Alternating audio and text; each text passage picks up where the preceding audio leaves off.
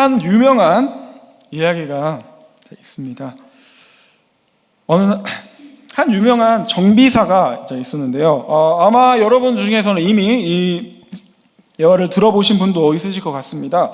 자, 이 한 유명한 정비사는 자신이 산 중고차를 사서 그걸 고쳐서 이걸 타고 출근을 하고 있었습니다. 그런데 얼마 못 가서 엔진에서 갑자기 탈탈 소리가 나더니 갑자기 멈춰 섰습니다.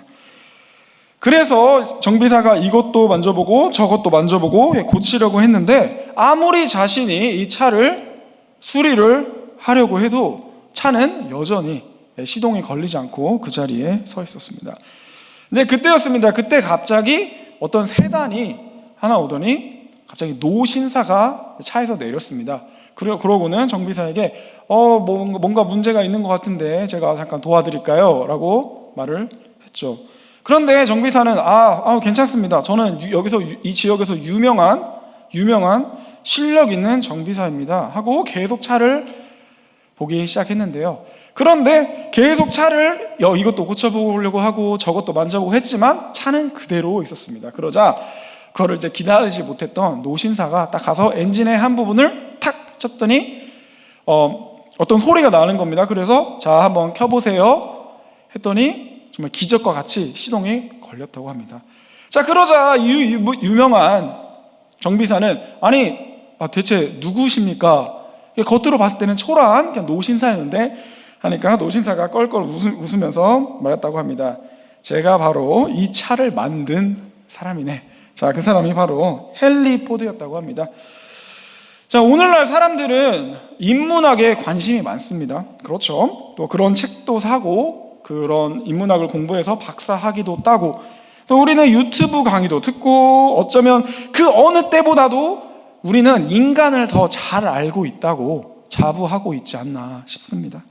그런데 재미있게도 방대해진 인간에 대한 지식들과는 무관하게 아직도 세상에는 죄가 범람하고 있고요. 사람들은 죄의 노예로 살아가고 있고 사람들은 오늘도 무엇인가에 중독이 되어서 하루하루를 보내는 사람들이 많습니다. 또 그뿐입니까? 또 심한 우울증과 깨어진 가족관계, 치솟는 이혼율 등 인간의 삶은 인문학이 발달을 했음에도 불구하고 그것에 무관하게 좀처럼 나아진 것처럼 보이지가 않는 것이 오늘날의 현실입니다. 마치 예화에서 차에 박식하다고 스스로 자부했고 또 실제로 유명했던 정비사가 열심히 차를 만졌지만 꼼짝도 하지 않던 그 차처럼 말입니다. 그렇죠. 이 세상은 그 젊은 정비사가 노신사를 보고 전혀 무시했던 것처럼 자신의 지식을 앞세워 하나님을 무시하고 하나님의 말씀의 권위를 인정하지 않습니다. 하지만 헨리 포드가 자신이 만든 자동차를 정비사보다 더 잘 알 수밖에 없었던 것처럼 우리가 진정한 인문학을 배우고 싶다면 우리는 그 배움을 사람에서 시작해서는 안 되고 반드시 사람을 만드신 하나님으로부터 시작을 해야 합니다. 자, 그래서 오늘 하나님이 인간을 만드신 구절을 살펴보기 원하는데요. 자, 일단 본문은 하나님께서 흙으로 사람을 지으시고 그 코에 생기를 불어 넣으심에 사람이 완전체가 되었다고 증거하고 있습니다. 굉장히 단순한 구절이죠. 군더더기도 없고 아마 이 본문이 어떤 거를 말씀하는지는 아마 딱 읽으시면 바로 이해가 되실 것입니다. 자, 그렇다면 오늘 본문에서 딱 한 가지 포인트만 딱 잡고 그거에 대해서 전체적인 창세기를 넘어서 전체적으로 성경이 어떻게 그 포인트에 대해서 말하고 있는지에 대해서 한번 짚어보기를 원합니다. 자, 오늘 본문에서 제가 짚고 넘어가고 싶은 포인트는 하나님이 사람을 만드실 때 흙과 그리고 당신의 영으로 지으셨죠. 자, 그걸 보면 아실 수 있으신 것처럼 사람은 동시에 물질적이면서 영적인 존재입니다. 자, 그렇죠. 본문은 하나님이 사람을 만드실 때 두 가지 재료로 만들었다고 증언합니다. 즉 우리는 육적인 존재인 동시에 영적인 존재로 지음을 받았다고 말하고 있는데요. 자, 어떤 사람들은 사람을 동물이라고 말합니다. 사람도 동물 중에 하나다.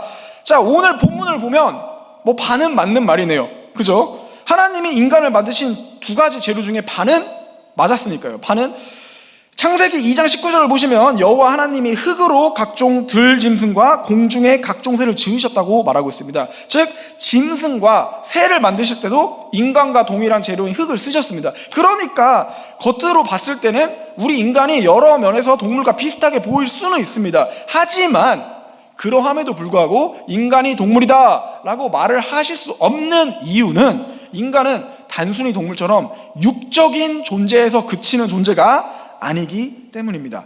즉 우리는 동시에 육적인 존재이자, 그러니까 피지컬한 존재이자 우리는 영적인 존재, 스피리추얼한 존재인 것을 오늘 본문이 말을 하고 있죠. 그래서 우리는 이중성, dual nature, 두 가지의 nature를 가지고 있습니다. 자, 그렇다면은 그것이 시사하는 바는 무엇인지 아까 말씀드린 것처럼 창세기를 넘어서 성경의 여러 구절들을 같이 섞어서 한번 보시기를 원합니다. 자, 첫 번째 포인트입니다. 첫 번째 포인트는 우리가 영육간의 존재이기 때문에 우리는 육체를 가지고 육적인 필요가, 육체적인 필요가 있는 것처럼 우리는 동일하게 영적인 존재이기 때문에 우리 안에 영적인 필요가 존재합니다. 자, 보시겠습니다. 우리는 뭐 당연한 거죠. 육신이 있기 때문에 육신에 대한 필요가 있습니다. 목마르죠, 배고프죠, 또 피곤해지죠, 자야 되죠. 자, 그런 것들이 있죠. 그런데 우리가 육체가 있어서 육체에 필요가 있는 것처럼 동일하게 우리 안에 영이 있기 때문에 우리는 영적인 필요가 있습니다. 그래서 동물들은 육체의 필요만 채워주면 되죠.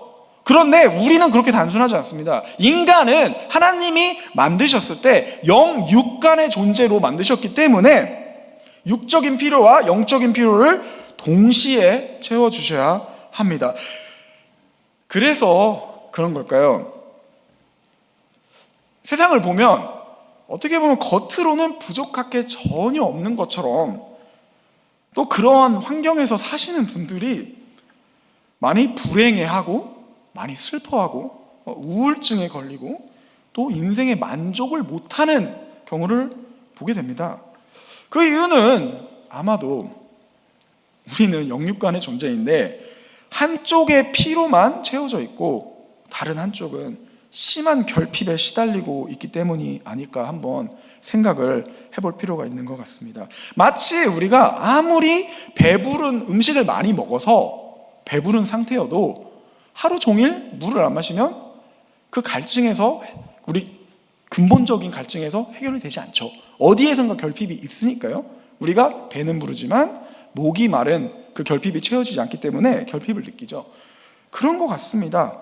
사람도 두 가지의 그러니까 dual nature, 두 가지의 본성을 가지고 있기 때문에 영육 간의 피로가 채워지지 않으면 아무리 육신이 평안해도 우리가 결코 만족스러운 뭔가 채워지지 않는 거가 남은 좀 찜찜한 그런 상태에서 살 수밖에 없는 것 같습니다. 허전하고 결핍되어 있는 상태로 말입니다.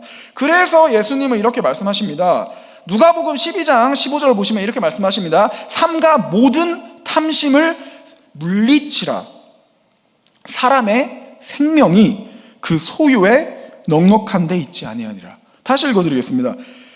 사람의 생명이, 그러니까 삶이 그 소유의 넉넉함에 있지 아니하다라고 말씀하시는 거죠. 이게 무슨 말이죠?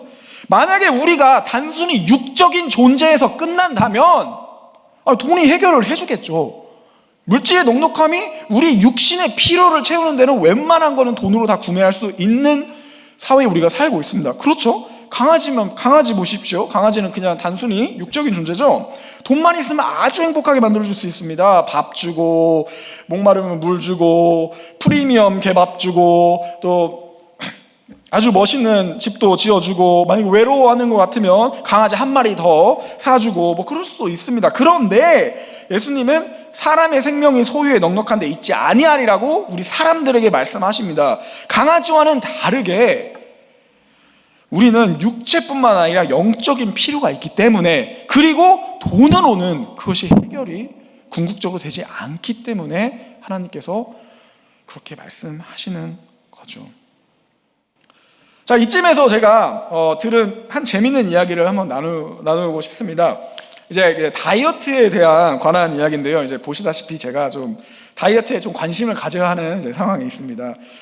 어떤 분은 저를 보시고 전도사님 아직 좀 관심이 부족하신 것 같은데요, 좀 더 관심을 가지셔야 될 것 같은데요 하실 수 있으시겠는데요. 맞습니다.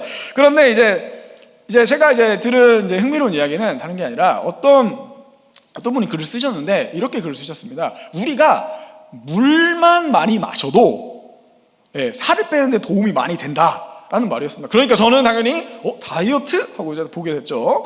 그런데 오히려 반대로 물을 너무 안 마시잖아요, 저희가. 그러면 폭식을 해서 더 무게가 늘 수가 있다는 겁니다. 그래서 이게 무슨 말일까 하고 들어보니까 이런 말이었습니다. 우리의 뇌는 되게 신기하게 우리 몸에서 이제 결핍이 있어서 뭔가 부족해서 신호를 보낼 때 그 결핍이 어디에서 비롯된 거인지 한 번씩 헷갈릴 때가 있다고 합니다. 그래서 예를 들면 지금 제가 제가 결핍이 있습니다. 그런데 이게 정확히 목이 말라서 결핍이 있는 건지 생기는 건지 내가 배고픈지를 한 번씩 헷갈린다는 거예요, 저희 뇌가. 그래서 우리가 밥을 아무리 많이 먹어도 물을 많이 안 마시면은 우리가 뭔가 결핍이 있는데 사실은 갈증이 있는 건데 그걸 더 먹어야 되나? 우리가 아직도 배고프나? 하고 착각을 하고 더 먹게 된다는 거죠. 이렇게 되면은 갈증도 궁극적으로 해결이 되지 않고, 물론 뭐 수박 같은 걸 먹으면 어느 정도 해소가 되겠지만 궁극적으로 해결이 안 되고 더 먹고 살도 찌고 참 이런 악순환이 일어난다고 합니다. 참 흥미롭지 않습니까? 그런데 우리 또한 살면서 그럴 때가 있는 것 같아요. 우리도 사실 우리의 결핍이 우리의 영적인 결핍에서 오는 건데 그거를 계속 다른 걸로 오해를 하는 것 같습니다. 내가 이게 부족해서 그런가? 내가 설마 돈이 부족해서 그런가? 내가 지금 화장실이 2개여서 그런가? 세계인들로 이사 가야 되나? 아니면 내 남편 문제, 새로운 오빠가 필요한가? 막 이런 이상한 생각을 합니다, 사람들이 살면서. 그래서 그 결핍이 우리 영이 하나님과의 교제가 부족해서 거기서 오는 결핍인데 그거를 모르고 계속 다른 데서 이유를 찾으려고 하는 것 같습니다. 그래서 아까 말씀드린 누가복음에서 예수님 뭐라고 하십니까? 탐심을 삼가 물리쳐라. 왜냐면 예수님은 우리가 결핍이 생기면 어떤 걸로 풀려고 하는지 아시기 때문입니다. 뭘로 풀려고 합니까? 돈으로 풀려고 합니다. 사람들이 거의 대부분의 10명 중에 9명 이상은 바로 내가 돈이 부족해서 문제구나라고 바로 갑니다. 그래서 예수님이 탐심을 삼가 물리쳐라. 왜? 그게 있다고 해서 해결이 되는 게 아니기 때문에, 사람의 목숨이 물질에 넉넉한 데서 있지 않기 때문에, 네가 지금 잘못 진단하고 있기 때문에, 네가 지금 필요한 거는 궁극적으로 돈이 아니기 때문에, 돈은 너의 육신의 필요는 채워줄지언정 네가 지금 느끼는 그 공허함과 그 허전함에 그거는 채워줄 수 없기 때문에 엄은 데서, 죄송합니다, 사투리가 나왔네요. 엄은 데서 찾지 말라라고 말씀하시는 겁니다. 그렇죠. 그렇습니다. 그래서 우리는 영육 간의 존재이기 때문에 그게 시사하는 바는 우리는 우리의 육적인 필요만 채우는 게 아니라, 신경 써야 되는 게 아니라 우리 영적인 필요도 챙기셔야 됩니다. 그런데 너무 많은 경우 우리가 우리 육적인 필요는 너무 잘 챙기죠. 너무 잘 챙기는데 영적인 필요는 니글렉트 하고 살지 않는지 한번 돌이켜보는 시간이 되었으면 좋겠습니다. 그래서 예수님은 요한계시록 2장 17절에서 라오디게아 교회에게 이렇게 말씀하십니다. 네가 말하기를 나는 부자라 부요하여 부족한 것이 없다 하나 내 곤고한 것과 가련한 것과 가난한 것과 눈먼 것과 벌거벗은 것을 알지 못하는도다 라고 말씀을 하십니다. 역사학자들에 의하면 라오디게아는 당시에 굉장히 부유한 무역 도시였다고 합니다. 물리적으로 풍요로운 라오디게아 성도들은 자신이 부족한 거 하나 없는 존재라고 착각했지만 주님이 뭐라고 하십니까? 그래, 너는 물질적으로는 다 풍족하겠지. 그런데 너는 사실 눈이 멀었다라고 말씀하시죠.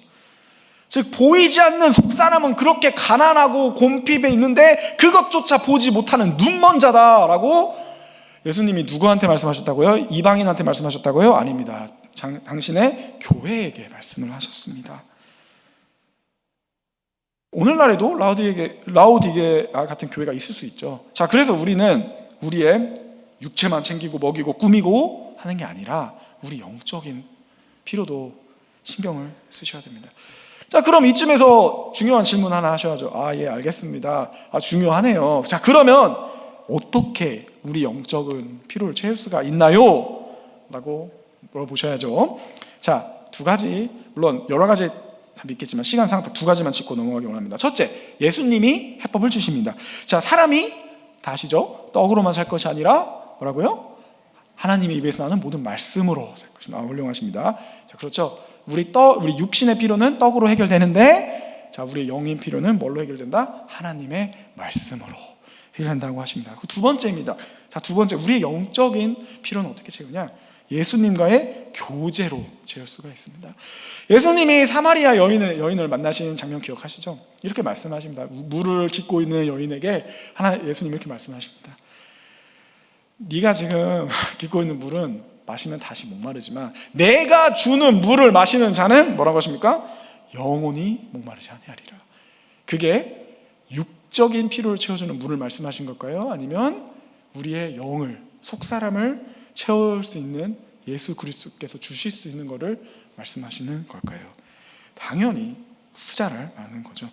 또 요한복음 17장 3절에서 예수님은 나와, 즉 예수님과 나를 보내신 하나님을 아는 것은 영원한 삶이다 라고 말씀하십니다. 자, 여기서 두 가지, 여기서 오해하시면 안 됩니다. 여기서 아는 것이라고 말하는 것은 머릿속으로 단순히 아는 걸 말하는 것이 아닙니다. 자, 어떤 목사님이 이렇게 비유를 하셨더라고요. 제가 크리스찬 카운슬링 책을 읽었는데 아는 것이라는 거에 대해서 강의를 하셨습니다. 근데 거기서 참 와닿았던 게 있는데 뭐라고 말씀하셨냐면, 우리가 엄마가 우리를 사랑한다는 걸 알 때, 우리가 엄마를 알 때 우리가 엄마의 주소가 어딘지, 엄마가 나이가 몇인지, 엄마의 머리카락이 몇 개인지 이런 거를 안다고 합니까?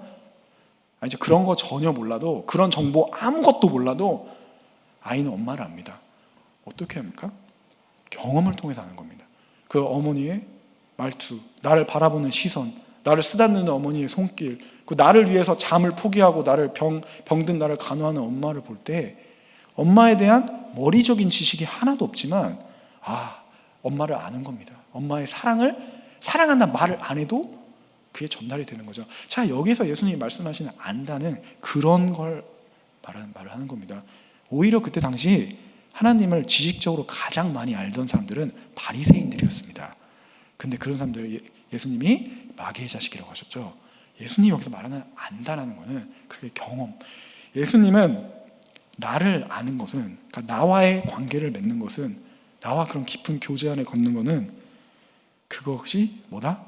영원한 삶이다. 이 영원한 삶은 단순히, 그러니까 두 번째 오해를 하실 수 있는 부분인데, 여기서 말하는 영원한 삶은 진짜 말 그대로, 문자 그대로 영원히 오래 사는 것을 굳이 말하는 것이 아닙니다. 왜냐하면 성경을 보시면 알겠지만 모든 영혼은 영원히 삽니다.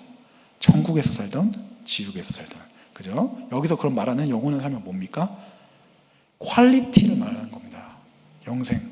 그게 우리 영혼을 영원히 만족시킬 수 있는 그런 걸 말씀하시는 거죠. 그게 어디서 나온다고 예수님이 말씀하십니까? 나를 아는 거, 나와의 관계 속에서 나와 동행하고 그 관계 속에서 내가 어떤 인지 체험적으로 아는 거, 거기서 나온다고 말씀하고 있죠.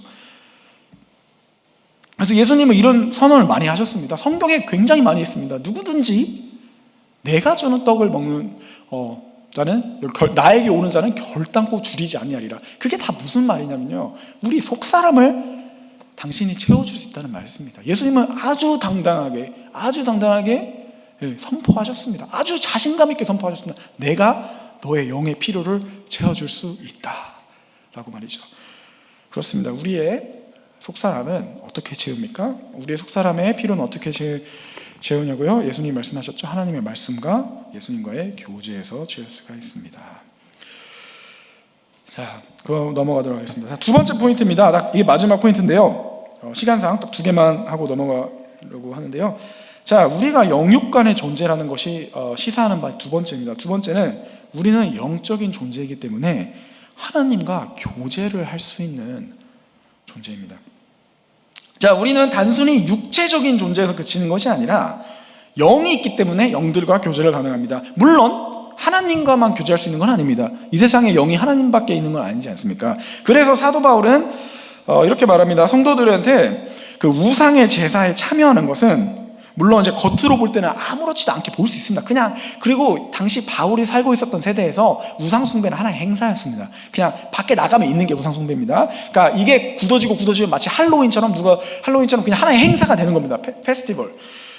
근데 겉으로는 그렇게 보이지만 바울은 이렇게 경고합니다. 네가 우상의 제단에 참여하는 거는, 제사에 참여하는 거는 귀신과 교제하는 거다라고 말합니다. 나는 너희가 귀신과 교제하는 자가 되기를 원치 아니하노라 하고 말하죠. 우리는 영이 있기 때문에, 그게 우리가 영이 있다는 것이 시사하는 두 번째는 우리가 영적인 피로만 있다는 게 아니라 영적인 존재와 교제를 할 수 있다는 것입니다. 오늘 여기 방금 말씀드린 바울의 말에서도 알 수가 있죠.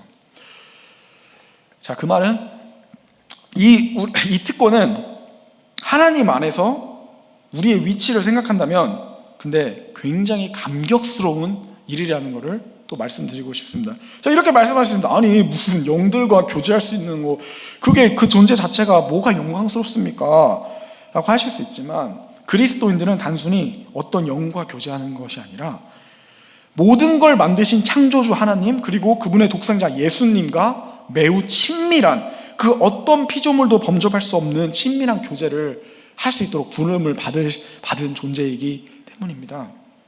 이렇게 말씀할 수 있습니다. 아니, 근데 천사들도 하나님과 가깝지 않습니까? 천사들도 영이고 하나님과 교제하지 않나요? 성경에서 그러다고 나오지 않습니까? 우리만 뭐가 특별하다는 겁니까? 하실 수 있습니다. 뭐 하나님과 교제하는 것이 뭐 우리만 합니까? 뭐 천사도 하는 거 아닙니까? 할 수 있겠지만, 그런데 우리가 하나님과 교제할 수 있는 그 레벨은, 그 단계는 그 어떤 피조물도 범접할 수 없는 단계에 있습니다. 그게 무슨 말인지 말씀드리겠습니다. 고린도전서 6장 17절을 보시면 성경이 이렇게 말합니다. 아주 파격적인 말인데요. 이 말씀을 준비하면서 여기서 멈추게 됐습니다. 이거는 생각을 할수록 정말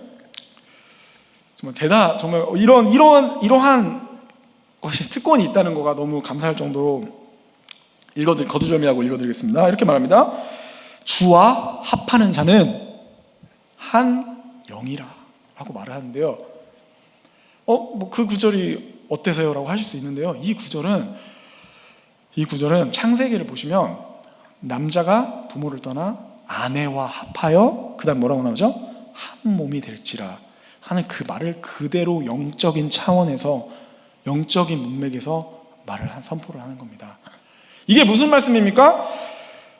우리가, 성경에서 우리를 예수 그리스도의 신부라고 부르죠. 우리가 영적인 존재라는 거는, 시사하는 말은 우리가 하나님과 교제를 단순히 누리는 거가 아니라 여러분이, 피조물인 여러분과 제가 하나님과 예수 그리스도와 부부 관계와 같은, 남편과 아내와 같은, 그 어떤 피조물도 창조주 하나님과 누릴 수 없는 그런 친밀한, 하나 되는, 주합하는 자는 뭐라고요? 한 영이라, 그런 교제를 나눌 수 있다는 것을 시사합니다.